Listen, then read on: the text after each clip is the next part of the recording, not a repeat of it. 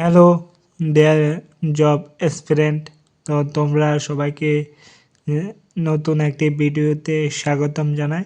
তো তোমরা যারা GRBT group C group D এক্সামের জন্য প্রিপেয়ার হচ্ছ, তো তাদের জন্য নিয়ে আসলাম ফ্রি অফ কস্ট একদম ফুল তৈরি এই ইউটিউবের মাধ্যমে। তো তোমরা যারা যারা ভিডিওটি দেখছো তাদেরকে বলবো, যারা জিআরবিটি এক্সামের জন্য প্রিপেয়ার করছে তাদের কাছে ভিডিওটি পৌঁছে দেন এবং সবাইকে বলুন চ্যানেলটিকে সাবস্ক্রাইব করতে, কারণ তোমাদের সাবস্ক্রাইব আমাকে একটি উৎসাহ প্রদান করে।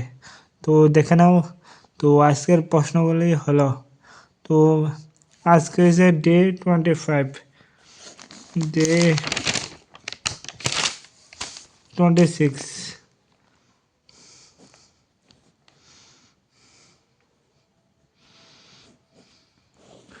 26, তো আজ হয়েছে ডে 26। তো আজকে দেওয়া ভিডিওটা, তো কে সাঁওতাল বিদ্রোহের নেতৃত্ব দেন? সিধু কানুন সাঁওতাল বিদ্রোহের নেতৃত্ব দিয়েছিলেন। কত খ্রিস্টাব্দে ইস্ট ইন্ডিয়া কোম্পানি দ্বারা চিরস্থায়ী বন্দোবস্ত প্রবর্তিত হয়? কত খ্রিস্টাব্দে ইস্ট ইন্ডিয়া কোম্পানির দ্বারা চিরস্থায়ী বন্দোবস্ত প্রবর্তিত হয়? এটা হবে 1993 সালে, 1793 সালে। তো কত খ্রিস্টাব্দে রাউতালি বন্দোবস্ত চালু হয়? রাউতালি বন্দোবস্ত চালু হয় 1820 সালে। তো 1820, 1820। রাউতালি বন্দোবস্ত চালু করা হয় কোথায়? দেশে মুম্বাই, দেশে মুম্বাই। তখনকার সময় বোম্বাই ছিল, মুম্বাই, এখন তো মুম্বাই। ঔপনিবেশিক আইন প্রথম প্রতিষ্ঠিত হয় বাংলায়।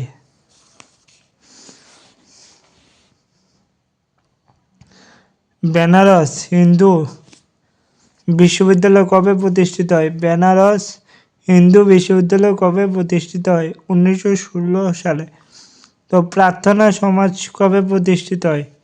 সেটা কমেন্ট করে জানিয়ে দাও কেউ জানা থাকলে। ব্রাহ্মণ সমাজের প্রধান আচার্য কে ছিলেন?